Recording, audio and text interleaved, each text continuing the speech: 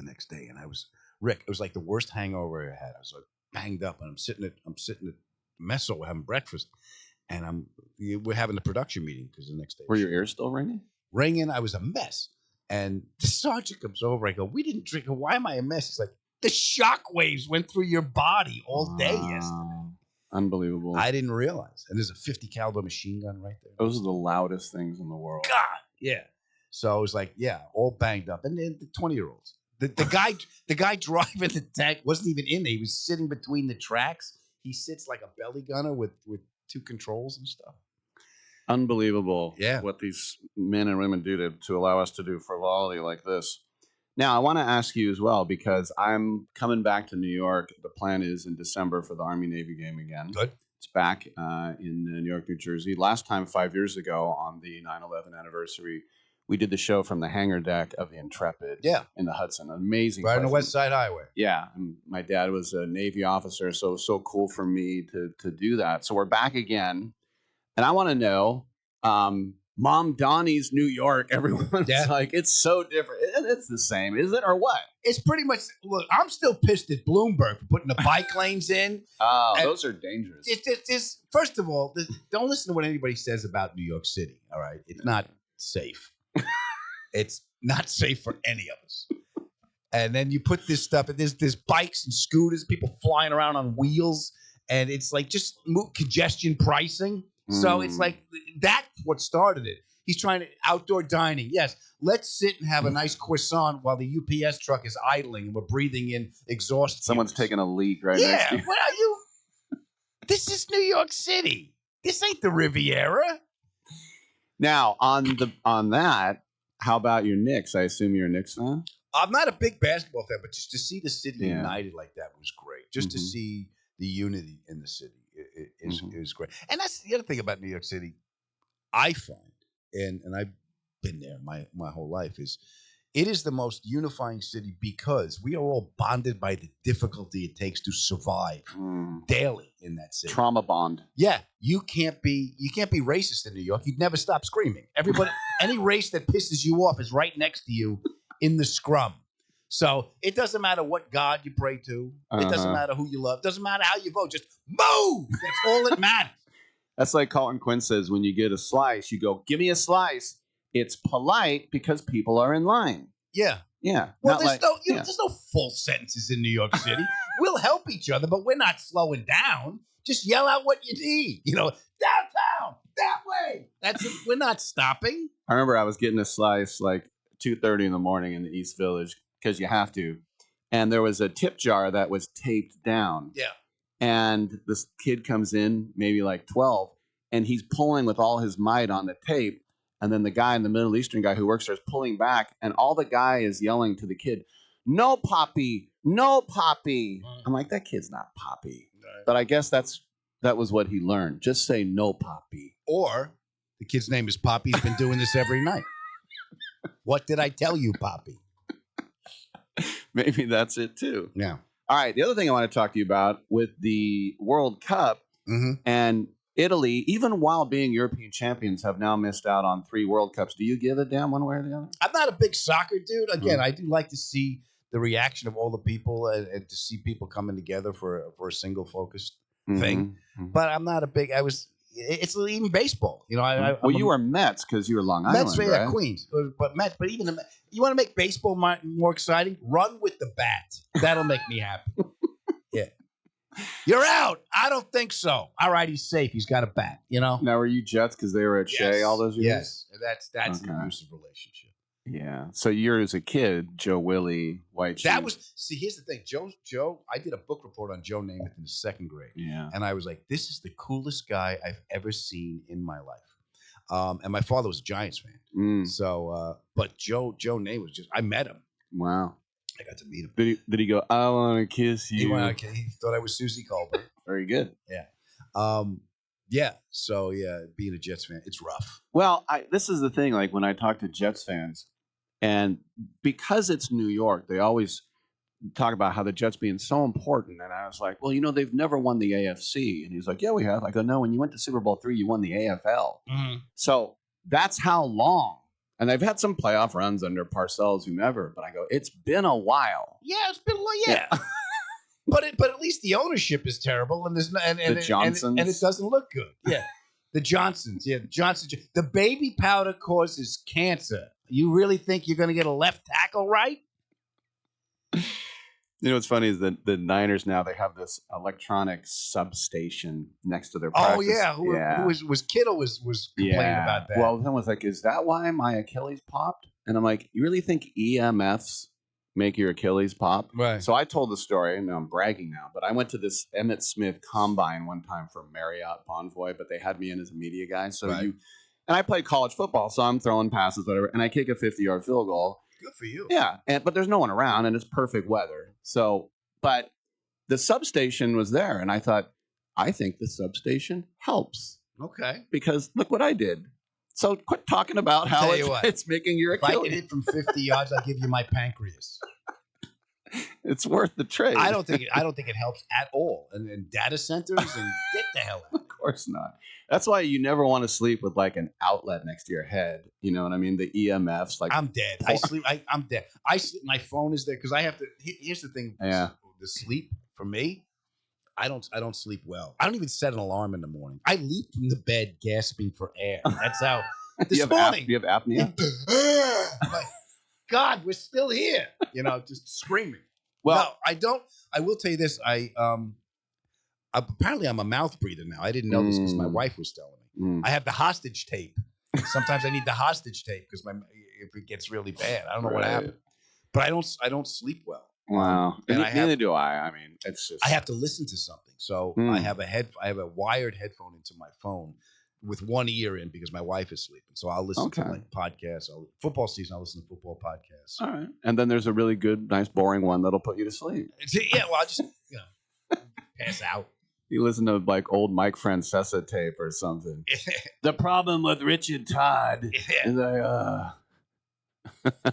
long time. First time. Go ahead, caller. All right. I want to ask you, you went to Marist, right? I did. So there's a guy who I used to work with here at 95.7 FM, and now he went back to New York. He does a show at Tiki Barber named Brandon Tierney, and he does stuff for the Jets too. But I remember because he played baseball for Marist, and I said, because I went to Catholic school, St. Mary's out here. I goes, Marist Catholic? And he went, yeah, I don't know. Yeah. I go, wait a minute, you went to Marist? And he goes, yeah, I don't know. Jesuit? Is it Catholic? I don't know either. We got to call Brendan. No, he doesn't know. I know what it is. Expensive. I know that. Is that upstate? Poughkeepsie, New York. Okay. Yeah. Right. And they keep hitting me up for money. Like, would you like a donut? I go, I overpaid you the first time. Yeah. You tried to throw me out. Didn't you almost get kicked out of a high school? Yeah. Well, they tried. What happened there? I was not kicked out of high school. It was elementary school. My gosh! Basically, what happened was it was a bully. Right? He was picking on me, and I was funny, so not a lot of it was a survival tool on the bus. That's what kept me safe. But there was one kid picking on me. I was like, all right, Tommy Taglioni. Brian Brown was his name. And so we'd get into it after school, and it was like, and he's physically bigger than me. Sure.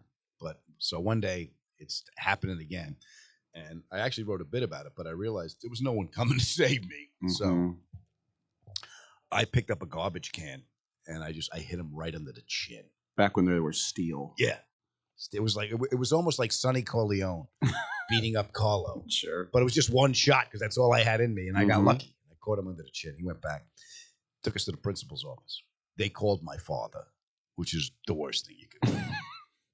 So we're looking out the window, right? He's sitting, he's got a rag, he's bleeding, and I'm scared to death. I hear the truck pull up. And there's a sign outside. There was no parking, teachers only. My father parked the truck right in front of that sign. Sure. Comes out, we're sitting in the principal's office. He doesn't even walk in. He just fills up the doorway. He gives me the look. My father had a look. Not only did you know you were in trouble, but all the plants would die. So, yeah, he was a force of nature, my guy. He was a big man. He was like a water heater with a head, my father. Now, how much of it was good for you for standing up, but bad for you for getting caught? It was you. First of all, you pulled me out of work. And you caused a problem at school. I got enough problems feeding everybody. I don't need that. This is an unforced error. I know my dad. This is an unforced error, and he don't tolerate that. Wow. So the principal tells him, these kids have been fighting for a while, but today your son picked up a garbage can, hit him under the chin. My father looked at all of us, then looked at the principal and said, well, if I was you two guys, I'd stay the hell out of his way. Turned around, walked back to the truck. The principal goes, this isn't over, Mr. Ferrara. And from down the hall, we heard, yeah, it is. Got a truck and left. All right, we'll take a quick break on that one. We'll come back. We'll have 2 more minutes, and we will say goodbye. But he's still here to Adam Ferrara. He's at Cobb's. Come on back.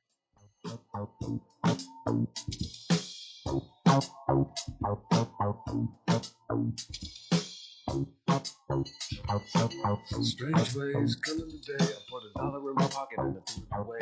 Been a long time since the federal dime made the jukebox sound like a real mind. Calm my worries, fix the thoughts, pull my hopes. My fellow Americans, let the message ring out that from this day forward, when you buy American, you buy the best. Handcrafted, something premium, something pure. For this is the very essence of what our servicemen and women gave their lives to protect, and by God, we shall not allow their sacrifice to be forgotten. It's time to show the world just how great American can be. And we will not wait for tomorrow to come. We will stand here, this moment, together, and we will start today.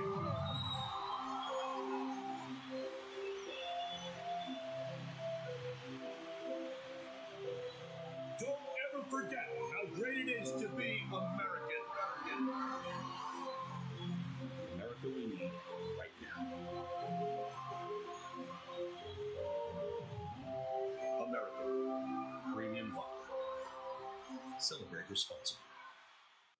I get a lot of calls from people across the country who are suffering from the affliction of IRS tax debt. Hi, I'm the tax doctor. Call me right now. My team specializes in helping people over the age of 50 solve their tax problems. And the bigger your tax problem is, the more money you can save. If you owe the IRS money, or you're about to owe the IRS money, or even if you need to file years of unfiled returns, call us right now. Our friendly, highly trained representatives are waiting right now to take your call. Over the years, we've helped thousands of people just like you stop the tax liens, wage garnishments, and harassing phone calls. You don't need to send the IRS a big fat check. We can negotiate a lower amount. That's what we guarantee for you. So call us right now. 800-603-9359. 800-603-9359. 800-603-9359. That's 800-603-9359. Listen, were you forced into getting a solar contract and now you just don't want it anymore? Maybe the solar company misled you. Or is your solar contract buried with hidden fees? Are you not saving the amount of money you thought you would on your energy costs? Don't worry. At the Solar Exit Hotline, we can help you cancel your solar contract, even if the panels are already installed. Our experienced legal team will review your contract and help you cancel it, possibly saving you thousands of dollars. You got to call right now for complete details. So listen, if you're not happy with your solar contract for any reason, we are here to help you cancel it. Call the Solar Exit Hotline now for immediate options to help you exit your solar contract. This call is 100% free. 800-826-4073. 800-826-4073. 800-826-4073. That's 800-826-4073. What would you say you do here? Well, look, I already told you. I deal with the customers so the engineers don't have to. I have people skills. I am good at dealing with people. Can't you understand that? What the hell is wrong with you people?